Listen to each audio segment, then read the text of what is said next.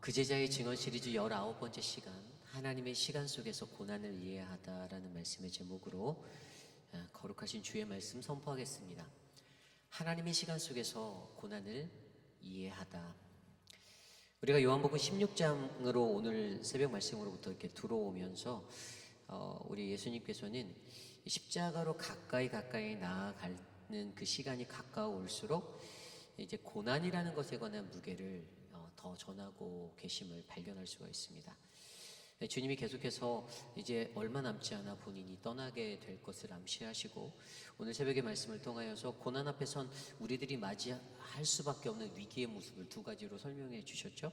근데 이제 제가 새벽에 말씀을 묵상할 때 저에게는 이제 어떤 두 가지의 위기가 있었냐. 표면적으로는 뭐 너희가 마주할 고난은 이제 내쫓기게 되는 출교의 문제, 또 죽임을 당하는 문제들이 일어날 거라고 말씀해 주셨는데, 자세히 말씀을 들여다보면 이 종교적인 바리새이주의를 가진 사람들로 인해서 그들이 예수를 바르게 알지 못하면서 종교적 열심만 내세우기 때문에 교회에서 쫓겨날 수밖에 없는 그런 위기가 일어날 거다라고 설명해 주셨어요. 그 고난이 있을 거다.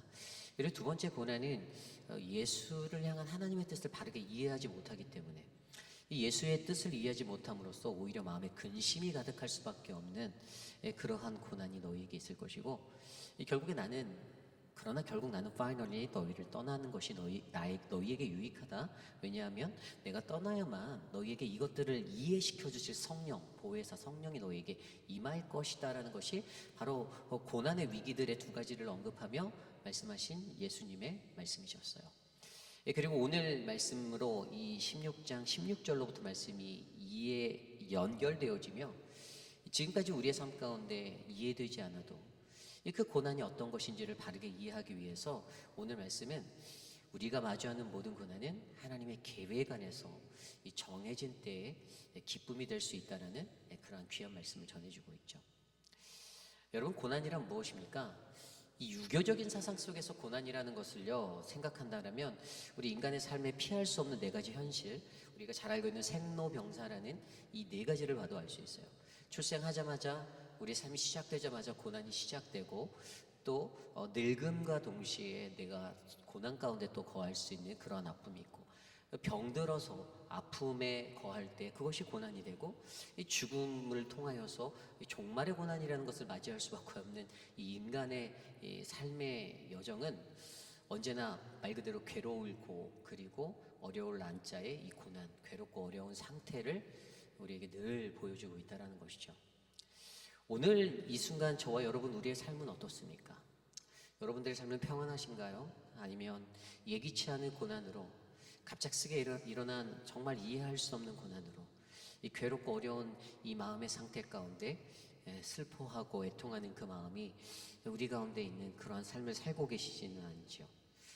하나님을 믿는 거룩한 믿음의 백성이라면 우리는 이 고난의 문제를 피할 수가 없는데, 우리의 삶 가운데서 이 고난을 바르게 이해하기 위해서 우리는 어떻게 해야 하는가? 오늘 말씀은 그 정답을 하나님의 시간 속에서라는 명제로 해결해 주고자 합니다.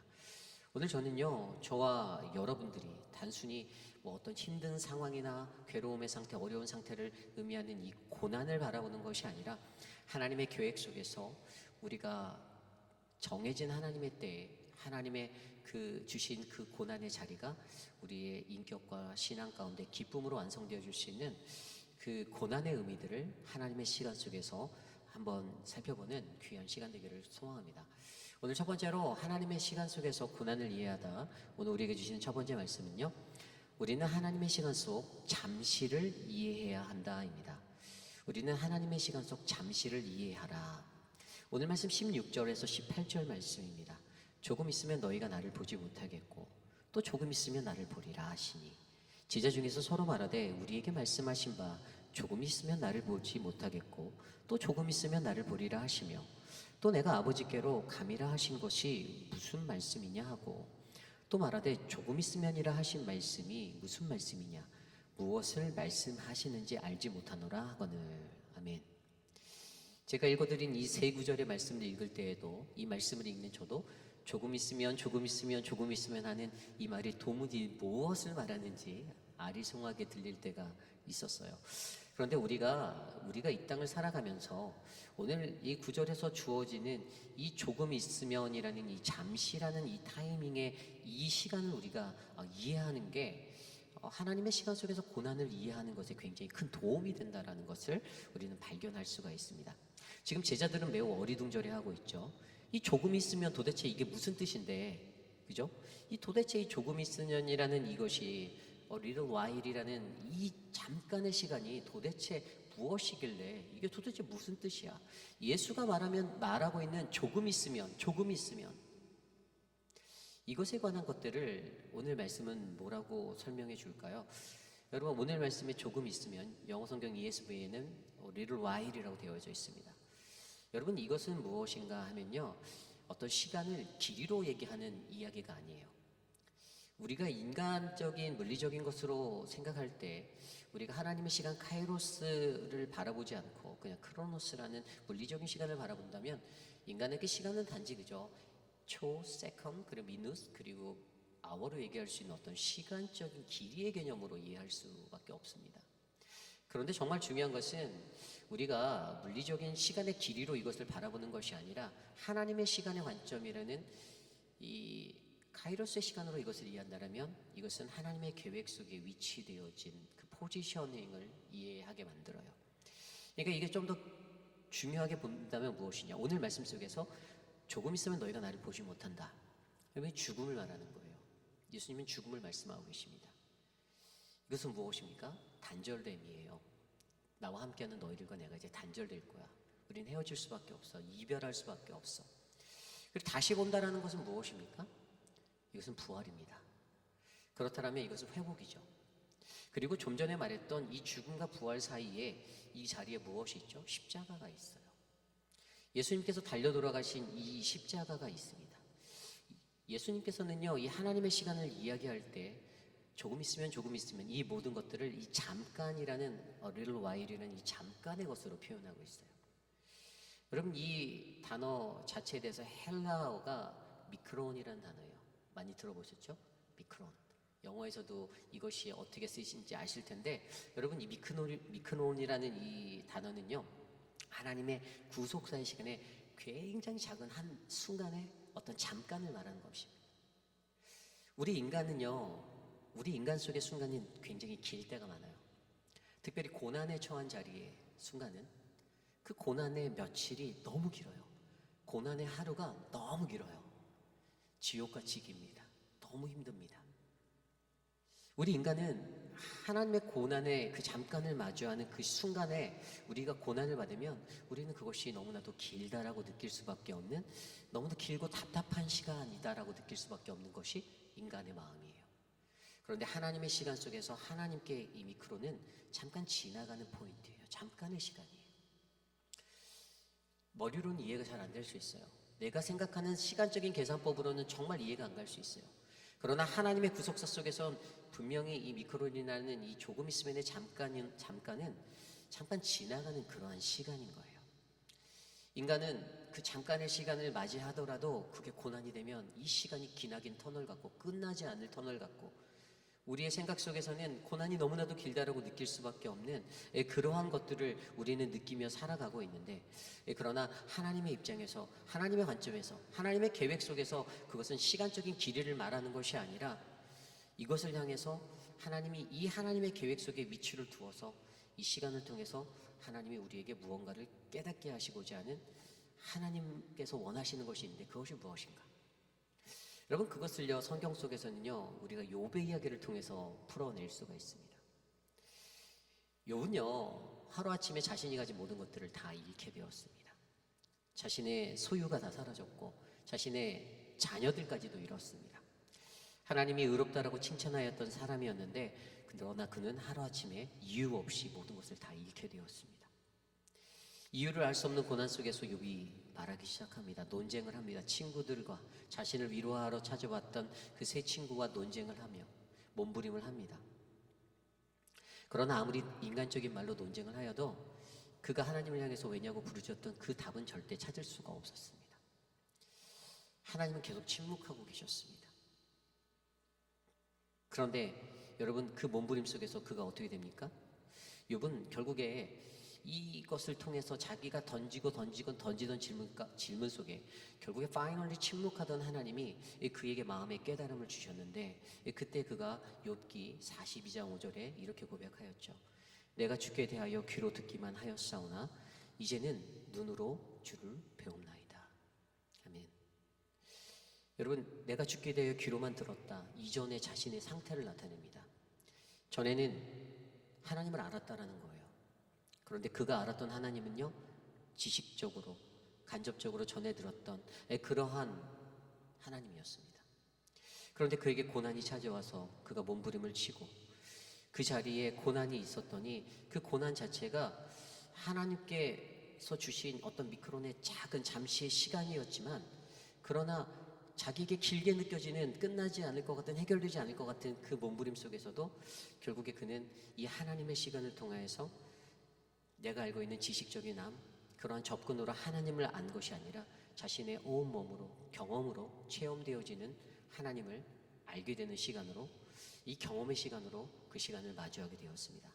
그랬더니 아까 읽었던 말씀 후반절에 그 후에 눈으로 주를 배움나니라는 믿음의 고백을 하게 되죠. 머리로 알았던 하나님이 아니라 욥이 여태까지 계속해서 고난 속에서 던져왔던 수많은 질문에 설명하지 않으셨던 하나님이 자기 자신을 직접적으로 계시하시고 나타내셔서 그의 마음에 닿아주셨을 때, 자기 자신을 직접 드러내심으로써 어떻게 해요? 하나님의 시간이라는 것은 어떠한 내 질문에 문제를 해결하고자 한 답을 주는 것이 아니라, 하나님의 목적은 하나님을 보게 만드는, 하나님의 계획 속에서 그 위치적인 자리에서 하나님이 시간의 길이로의 그것들을 평가하게 만들고 생각하게 만드는 것이 아니라, 나의 목적은 내가 나를 직접적으로 경험하고 느끼고 체험하게 만드는 지식적인 머뭅의 그 자리의 시간이 아니라, 이 조금 있으면 잠시라는 미크론의 시간을 통하여서 하나님의 계획 속의 위치가 나의 하나님을 만날 수 있게 만들어주시는 그런 시간이었다라는 것을 저와 여러분들에게 설명해 주고 있습니다. 그러므로 오늘 말씀에서 여러분, 하나님의 시간 속에서 우리가 잠시라는 이 미크론을 이해하셔야만 합니다. 인간 세상을 살다 보면 우리가 때로는 마주하게 되는 그 고난이 너무나도 커서 너무나도 힘들 때가 많죠. 그런데 그 고난에 놓일 때는요, 정말 하루가 1년 같고 또 1년이 10년 같고 너무나도 고난이 크니 이 시간적인 길이의 무게만 집중하여서 그것들을 바라보게 되는 거예요. 그러다 보니 하나님께 수많은 질문을 던지고 하나님께 불평도 하고, 내가 하나님을 안다고 하니까 하나님께 질문을 던지게 하는데 여태까지 귀로만 들었던 하나님을 그냥 부르짖으면서 그렇게 살아갔는데, 그러나 하나님이 원하셨던 것은 우리가 그분을 직접적으로 체험하고 만난, 그래서 우리의 눈으로 주를 배웠습니다라는 그 고백을 할 수 있는 하나님의 계획 속의 위치 속에 하나님이 나를 향한 어떠한 것들을 나에게 말씀하시는지에 관한 이 체험적인 신앙을 우리로 하여금 갖게 하려고 하나님께서는 우리에게 시간을 두시고 침묵하시고 나의 지식적인 하나님이 체험의 하나님으로 바뀔 수 있는 그러한 삶의 자리를 우리에게 허락해 주시고자 하나님은 원하고 계신다는 것입니다. 결국 여러분, 저와 여러분, 오늘 이곳에 계신 우리 모두가요, 여러분, 우리가 신앙생활 할 때 우리는 하나님의 시간 속이라는 카이로스의 시간을 살아갈 때 그 속에서 주어지는 잠시라는 이 잠시의 시간을, 이 미크론의 시간을 제대로 이해하시길 바랍니다. 하나님의 구속사, 구원사에 놓여져 있는 이 잠깐의 시간을 통해 하나님은 우리로 하여금 하나님을 마주하고 바라보고 만나기를 원하십니다. 머리로만 깨달아서 내가 주님을 좀 아는데, 내가 성경 좀 아는데, 그러한 인생이 아니라 정말 체험한 인생, 하나님을 제발 우리의 온몸으로 체험해서 하나님이 어떠한 분이신지, 내 삶에서 나의 인생 가운데 어떠한 분이신지, 그래서 우리의 문제가 우리를 덮쳤을 때도 신실하게 내가 믿는 그 하나님을 믿음의 눈으로 바라보고 하나님의 계획 가운데 오늘 이 고난이 나에게 하나님의 임재를 경험하게 한다라는 아름답고 넉넉한 마음을 가지고 오늘 하루를 잘 살아내시는 저와 여러분, 우리 모두가 되시기를 간절히 축복합니다. 이것이 오늘 말씀의 첫 번째, 하나님의 시간 속에서 고난을 이해하다, 하나님의 시간 속 잠시를 이해하라입니다. 오늘 마지막으로 두 번째 말씀, 하나님의 시간 속에서 고난을 이해하다, 두 번째는요, 우리는 하나님의 시간 속에서 전환이라는 트랜스포메이션을 이해해야 한다는 것입니다. 우리는 하나님의 시간 속 전환, 바로 트랜스포메이션을 이해해야 합니다. 오늘 말씀 19절부터 20절까지의 말씀입니다. 22절까지의 말씀입니다. 예수께서 그 묻고자 함을 아시고 이르시되 내 말이 조금 있으면 나를 보지 못하겠고 또 조금 있으면 나를 보리라 하므로 서로 분이하느냐. 내가 진실로 진실로 너희에게 이르노니 너희는 곡하고 애통하겠으나 세상은 기뻐하리라. 너희는 근심하겠으나 너희 근심이 도리어 기쁨이 되리라. 여자가 해산하게 되면 그때가 이르렀으므로 근심하는 아기를 낳으면 세상에 사람 난 기쁨으로 말미암아 그 고통을 다시 기억하지 아니하느니라. 지금 너희가 근심하나 내가 다시 너희를 보리니 너희 마음이 기쁠 것이요 너희 기쁨을 빼앗을 자가 없으리라. 아멘. 너무나도 귀한 말씀인데요. 특별히 20절에 보면 아주 역설적인 파라독스가 우리의 눈에 보입니다. 하나님의 그 영적인 모든 사건, 이 십자가의 사건, 이 모든 사건은 우리 인간의 이해를 넘어선다라는 것을 설명해 주고 있어요. 그것은 무엇입니까? 예수 그리스도의 죽음에 사람들이 슬퍼할 것이다라고, 너희가 곡하고 애통할 것이다, 슬퍼할 것이다라고 말합니다. 그러나 다시 만나면 기쁨이 충만할 거라고 22절에 설명하면서 그들이 애통하고 슬퍼하는 그 고통의 자리가 기쁨으로 변한다. 그리고 21절에 그것을 좀 더 해산하는 여인의 고통의 수고, 아이를 낳고 기쁨으로 해산의 사명을, 고통을 기쁨으로 변화시키는 그 이야기를 설명하며 우리에게 오늘 우리가 하나님의 시간 속에서 우리의 슬픔이 기쁨으로 변화되는 이런 현상을 설명해 주고 있습니다. 여러분, 이것은 하나의 전환이죠. 그죠? 전환이에요. 이 전환하다라는 단어를 설명할 때 여러 가지 영어 단어들이 있지만 대표적으로 많이 쓰는 게 transition이라는 단어가 있죠. 이것은 가장 일반적으로 많이 쓰는 단어가 transition이에요. 이것은 어떤 상태가 바뀌는 그냥 전환의 과정을 설명할 때 transition 쓰죠. 그리고 shift라는 단어도 있습니다. 이것은 흐름이나 방향이 전환될 때 쓰는 것을 shift라고 하죠. 그런데 오늘 제가 강조하고 싶은 것은 여기서 말하는 전환은 트랜스포메이션이에요. 트랜스포메이션은 뭔가? 이것은 여러분 본질이 바뀌는 거예요. 본질이 바뀌는 겁니다. 슬펐던 것이 사라지는 게 아니에요. 슬펐던 것이 없어지는 것이 아닙니다. 본질은 원래 슬픔에 시작됐으나 그러나 그 슬픔이 기쁨이 되는 것을 설명하는 것이 이 본질의 변화를 말하는 트랜스포메이션이에요. 그리고 이 전환이 어떻게 해요? 바로 하나님의 시간 속에서 거하는 자들이 깨달을 수 있는 은혜의 자리라는 거예요.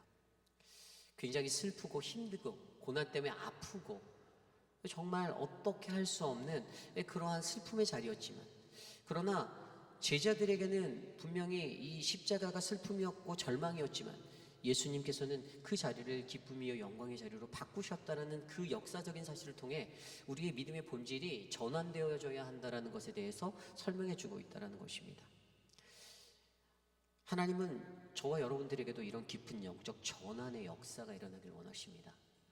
하나님의 시간 속에서 하나님의 시간을 살아갈 수 있는 사람들은 더 깊고 더 큰 상태로 나의 본질이 변화되는, 나의 슬픔의 본질이 변화되어 기쁨이 될 수 있는 그 은혜를 누릴 수 있는, 슬픔이 단순히 사라지는 것이 아니라 슬픔 자체가 기쁨이 되어버리는 이 본질의 변화가 우리 그리스도인들의 삶에 일어날 수 있는데, 여러분, 우리의 삶 가운데 저는 이런 은혜가 충만하길 바라요.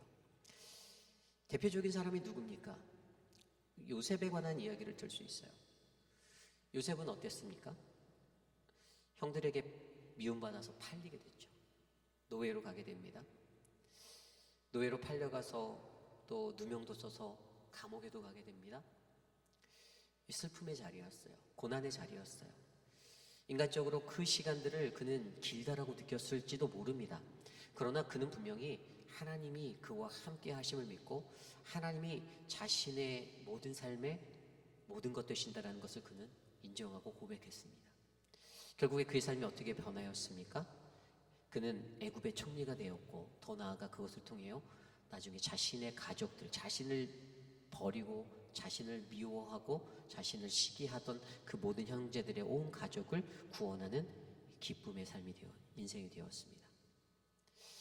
여러분, 본질이 변화해야 된다는 것은 지금 나의 상황과 나의 처지가 슬픔의 자리인 것 같아 보이나, 그러나 인내하고 기다리고 그 고난을 통과한 하나님의 시간 속에서 그 고난을 마주한 자는 언젠가 하나님의 큰 구원 역사의 도구로 사용하는 기쁨이 될 수 있다는 것을 우리에게 설명해 주고 있습니다.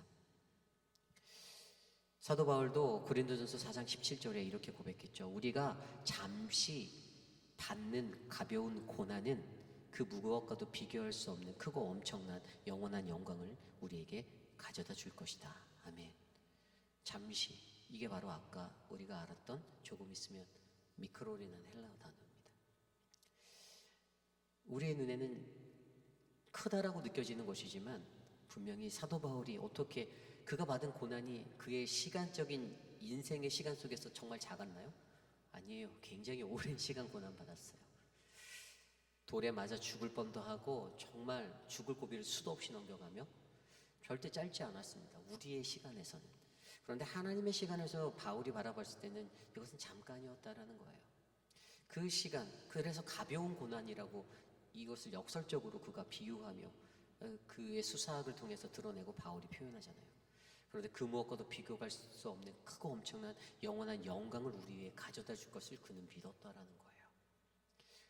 여러분, 하나님의 전화는 이 고난의 제거가 절대 아닙니다. 하나님의 고난은 그대로 남겨두지만 이 고난을 통해 완전히 새로운 의미의 것으로 우리를 새롭게 살게 만드신다는 것입니다. 저는 저와 여러분들의 삶을 통하여서 여러분, 우리가 하나님의 시간 속에서 우리가 정말 이 트랜스포메이션이라는 이 전환, 우리의 본질이 바뀌어서 내 슬픔이 그냥 제거되어지고 나한테 이제 더 이상 슬픔은 끝이다, 이런 인생이 아니라 앞으로 또 슬픔을 마주할 수 있어요. 또 고난이 찾아올 수 있어요. 그러나 그리스도인 하나님의 백성이 감당해야 되는 정확한 언더스탠은 이 전환은 내게 주신 이 슬픔, 고난이 기쁨으로 변하는 트랜스포메이션의 전환이 되시기를 축복합니다.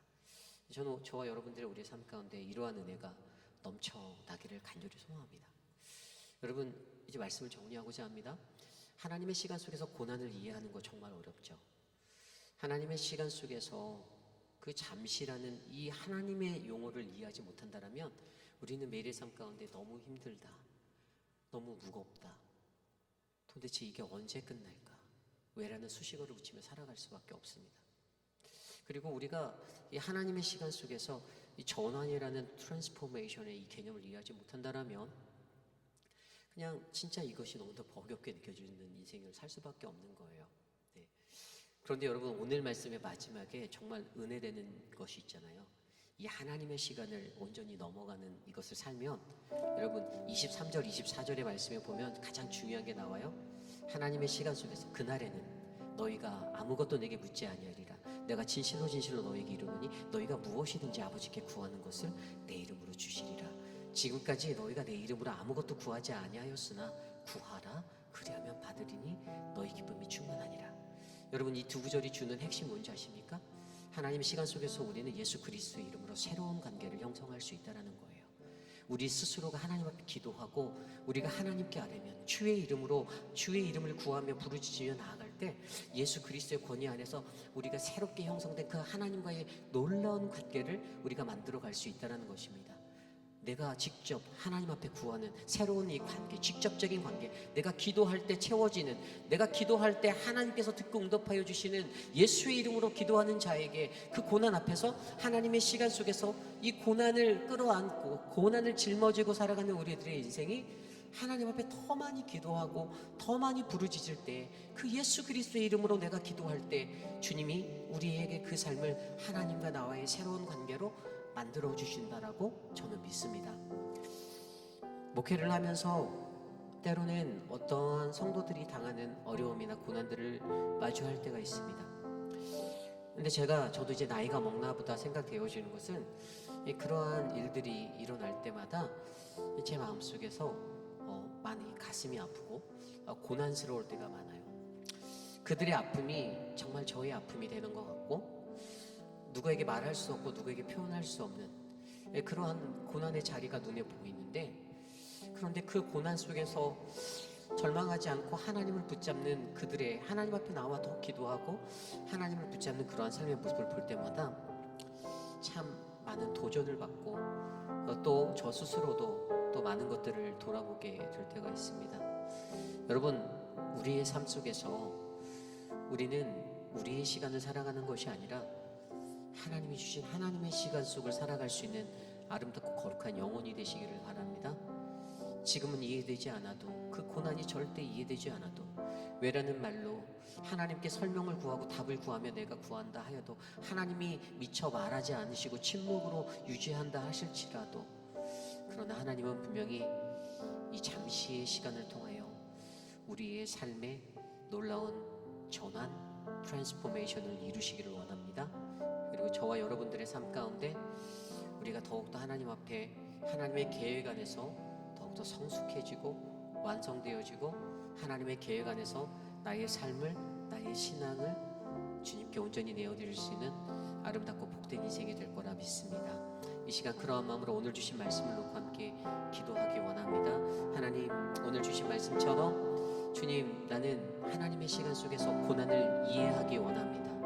여태까지 하나님, 내가 받은 고난, 정말 상상할 수 없었던, 갑자기 나에게 찾아왔던 나의 삶을 짓누르는 절망과 좌절의 자리로 나를 끌어내렸던, 낭떠러지로 나를 밀어버리는 것 같은 그 고난의 시간을 내가 마주하여서 흐느끼고 아파하고, 주님, 내가 그렇게 부르짖었지만 주님, 아직도 이해할 수 없는, 해결되지 않는 나의 마음에 어려움이 있다 할지라도 주님, 오늘 이 말씀을 통하여 내가 하나님의 시간 속의 사람이 되기 원합니다.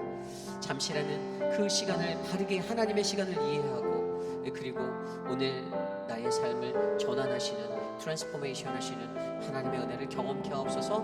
함께 기도하며 나가겠습니다.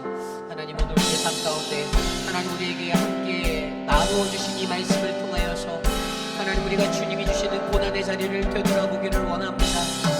성령 하나님, 매일의 삶 가운데 하나님, 우리를 넘어뜨리려 하는 사단 마귀의 공격 가운데서도 하나님